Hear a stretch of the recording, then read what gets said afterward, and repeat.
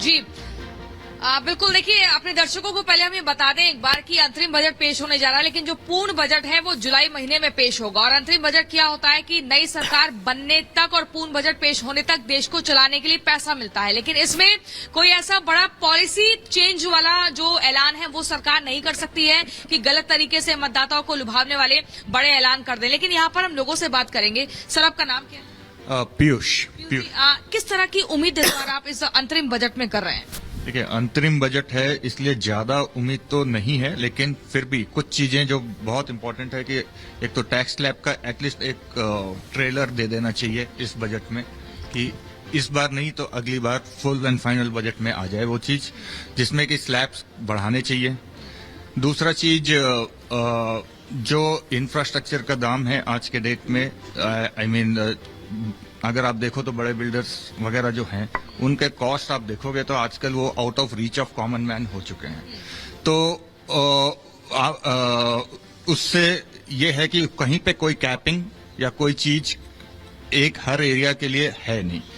ठीक है कि जो सेक्टर सुस्त रह गए हैं कोविड के बाद, मुख्य तौर पर अगर हम देखें तो उस पर ध्यान देने का, उसको एक रफ्तार देने का सरकार का इस बार प्रयास रहेगा, जिसमें मुख्य तौर पर ग्लोबल इन्वेस्टमेंट हो गया, आर्टिफिशियल इंटेलिजेंस हो गया, कई ऐसे बिंदु हैं। आपका नाम कैसे? दिनेश सिंह। आपकी उम्मीद इस बार क्या है? घर में किस तरह की चर्चा हो रही है कि भैया आज बजट पेश होगा, क्या होना चाहिए, सरकार से क्या उम्मीद आपकी है? घर में स्वास्थ्य के लिए कि जो इनका आयुष्मान कार्ड बीमा योजना है उस पे थोड़ा सा इनके बजट पे फोकस होना चाहिए, क्योंकि सामान्य जनता स्वस्थ रहेगी तो कमा के खा सकती है। तो स्वास्थ्य पे हमारा फोकस ज्यादा रहेगा कि स्वास्थ्य पे लोगों को जो आयुष्मान कार्ड बन रहा है घर घर जा करके ये सारे लोगों का बनाए। और दूसरी चीज जो भाई साहब ने कहा, लेकिन उसमें तो रिकॉर्ड तोड़ सफलता सरकार को मिली है, आपने सुना भी होगा हाल ही में। प्रियंका, इस पर हम चर्चा को और आगे बढ़ाएंगे। लोग क्या चाहते हैं ये जानने की कोशिश करेंगे, लेकिन इस बीच बड़ी खबर बता दें दर्शकों को कि निर्मला सीतारमण महामहिम से मंजूरी लेने पहुंची है, वित्त मंत्री से बजट की मंजूरी लेने पहुंची, मुलाकात कर रही है। राष्ट्रपति भवन में इस वक्त मौजूद है वित्त मंत्री निर्मला सीतारमण। तस्वीरें भी हम दर्शकों को दिखाएंगे। बिल्कुल, राष्ट्रपति से बजट की मंजूरी ले रही हैं और ये बाकायदा प्रोटोकॉल के तहत बजट का काम किया जाता है। निर्मला सीतारमण इस वक्त महामहिम से मंजूरी लेंगी बजट को पेश करने के लिए और उसके बाद सीधे जाएंगी संसद भवन, जहां पर कैबिनेट की बैठक में इस बजट पर मोहर लगेगी। उसके बाद ये बजट आपके सामने होगा। तो ये बड़ी खबर आपको बता रहे हैं। और वहां किसानों के साथ मीनाक्षी हैं। और ये राष्ट्रपति भवन की तस्वीरें मैं आपको इस वक्त दिखा रहा हूं। रायसीना हिल्स पर राष्ट्रपति भवन, यहीं से काफिला निकलेगा किसी भी वक्त वित्त मंत्री का, जो इस वक्त राष्ट्रपति भवन के अंदर मौजूद हैं, और यहीं से उनका काफिला पहुंचेगा संसद भवन। और ये तस्वीरें हम आपको दिखा रहे हैं बजट की कॉपी। संभवतः ये जो आप देख रहे हैं संसद भवन परिसर के अंदर ट्रक खड़ा है, ये जो आप निकलते देख रहे हैं ये बजट की कॉपीज हैं जो संसद भवन लाई जा रही हैं। वित्त मंत्री पहुंचने वाली हैं, कैबिनेट की मंजूरी होगी और उसके बाद 11 बजे का वक्त है जिस वक्त बजट पढ़ना शुरू करेंगी वित्त मंत्री। नई संसद भवन में बजट पढ़ेंगी। वो ये आप राष्ट्रपति भवन का फ्रेम देख रहे हैं, यहीं से वो काफिला निकलेगा वित्त मंत्री निर्मला सीतारमण का। और निर्मला ये वो तस्वीर है जिस वक्त वो पहुंची थी अपनी बजट टीम के साथ, फोटो सेशन हुआ था और उसके बाद राष्ट्रपति भवन पहुंची हैं। सभी की नजरें निगाहें इस बैग पर है कि आखिर आपको याद होगा इससे पहले 2 घंटे 42 मिनट का बजट भाषण पढ़ चुकी हैं निर्मला सीतारमण। और ये हर बार की तरह ये आप देख रहे हैं बजट की प्रतियां संसद भवन पहुंच चुकी हैं। तो बजट की प्रतियां संसद भवन पहुंच चुकी हैं ये तस्वीरें। और मौसम भी ठीक नहीं है तो वहां तस्वीरें जरा आप देख रहे हैं, बहुत सुरक्षा में रखी जाती हैं बजट की ये प्रतियां। और वहां पर बारिश हो रही है। थोड़ी देर बाद निर्मला सीतारमण पहुंचेंगी और फिर इस बजट में क्या है पता लगेगा। मीनाक्षी के पास जा रहे हैं। मीनाक्षी, जहां आप मौजूद हैं, जरा बताइए, कहा जा रहा है कि किसान सम्मान निधि जो अभी 6,000 है उसको डबल तक किया जा सकता है, ऐसी सूत्रों के हवाले से खबर आ रही है। किसानों से पूछिए इसका असर क्या होगा उन पर। बिल्कुल, हम किसानों से ही पूछते हैं कि इसका असर क्या होगा। ये बताया जा रहा है, ये जानकारी मिल रही है कि जो किसान सम्मान निधि 6,000 तक मिलती है उसे बढ़ा करके डबल तक किया जा सकता है। किसानों को जेब में कितना ज्यादा फायदा पहुंचने वाला है इसके साथ? किसानों को शिक्षा फ्री चाहिए, किसानों के बच्चों को पूरे देश में शिक्षा फ्री हो। जेब में पैसे बढ़ने वाले किसान सम्मान निधि से इससे खुश है या नहीं है? जेब में पैसे, ये 2000 रुपए ये सम्मान निधि कैसे हो सकती है? आप बताएं। किसान को 2000 रुपए तो 1 कुंटल पे कम दिया जा रहा है।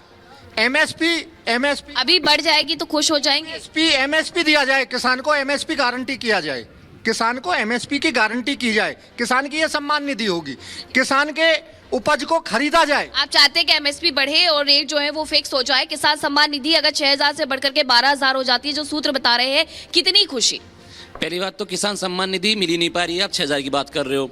दूसरी बात, सबसे बड़ा जो मुद्दा है वो हमारा आवारा पशुओं का है। आप बार बार किसान सम्मान निधि की बात कर रहे हो। आवारा पशु, किसान ने यहाँ जमीन उगा रखी है और उसको आवारा पशु बर्बाद कर देते हैं। उसी को बचाने के लिए किसान क्या है, तारबंदी करता है। आपका मुद्दा है कि आवारा पशुओं को लेकर के बजट में प्रावधान किया जाए। सूर्य मैथिल जी हमारे साथ है, पॉलिटिकल एनालिस्ट है। किसानों को उम्मीद है और सरकार से उम्मीद लगाना गलत भी नहीं है। हम आपके पास वापस लौटेंगे। दीपेश हमारे साथ जुड़े हुए हैं। दीपेश, सरकार इस बार ज्ञान फॉर्मूले पर काम करने की बात कर रही है और गीता फॉर्मूले पर काम करने की बात करी है। कितना इफेक्टिव होगा? और क्योंकि छोटा बजट है तो क्या इसकी झलक यहां पर देखने को मिलेगी या जुलाई में ही दिखेगी?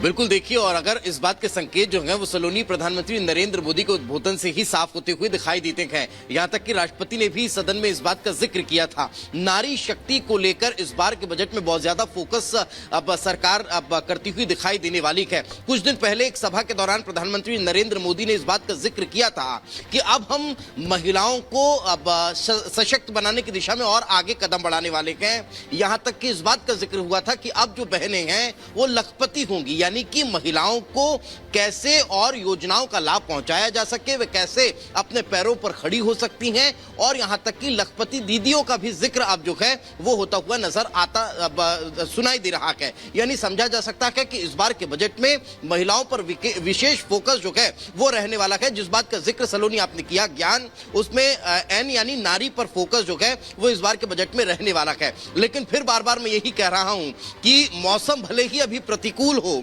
लेकिन अनुकूलता की उम्मीद हर इंसान लगाए बैठा है। और जिस तरह की बारिश हो रही है वो उम्मीद ये कर रहा है कि 11 बजे जब वित्त मंत्री निर्मला सीतारमण अपना बजट पेश करेंगी तो कई सौगातों की बारिश जो है वो सदन में देखने को मिलेगी। आम जनता के लिहाज से, 2024 के लिहाज से अब देखने वाली बात होगी कि जिस ज्ञान और गीता का जिक्र हो रहा है उसमें किस किस सेक्टर में ज्यादा फोकस होता है।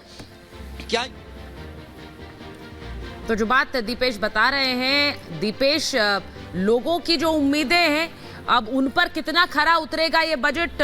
आम आदमी को शायद इस बात से कोई मतलब नहीं है कि एक इंटरिम बजट है, एक अंतरिम बजट है, बहुत बड़ी घोषणाएं इसमें ना हो पाए, वो हमेशा इंतजार करते हैं। लेकिन सरकार को इस बात का ध्यान रखना है कि बहुत सी घोषणाएं इस अंतरिम बजट में नहीं की जा सकती हैं, लेकिन लोगों को खुश भी करना है क्योंकि चुनावी बजट बार बार कहा जा रहा है, चुनाव से पहले ये बजट है और इसीलिए उस बात का ध्यान रखना होगा। कुछ इस तरह की खबरें मिल रही हैं। किन चीजों में बदलाव हो सकता है? कहा जा रहा है सूत्रों से कि किसान सम्मान निधि बढ़ाई जा सकती है, जो अभी 6000 के आसपास है। 2000 रुपए की किस्त पहली मिलती है, एक साल में 3 अलग अलग किस्त, वो 8000 की जा सकती है। 9000 महिलाओं के लिए उसे बढ़ाकर 12000 तक किया जा सकता है। हो सकता है टैक्स स्लैब में खासतौर पर 80C में कुछ फर्क हो सकता है, जो 1.5 लाख से 2.5 लाख किया जा सकता है। 80D में भी बहुत सी ऐसी चीजें हैं जो आम आदमी की जेब से सीधा जुड़ी हुई हैं। और इसके अलावा बहुत से प्रोडक्ट जो शायद मुझे लगता है कि जो बाहर से आते हैं विदेशों से, उस पर आपको रियायत मिल सकती है, वो सस्ती हो सकती है।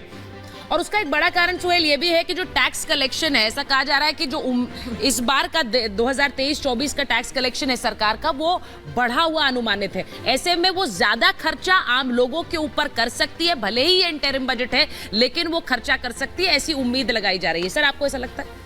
देखिए, बहुत इंपॉर्टेंट, और मुझे लगता है कि सरकार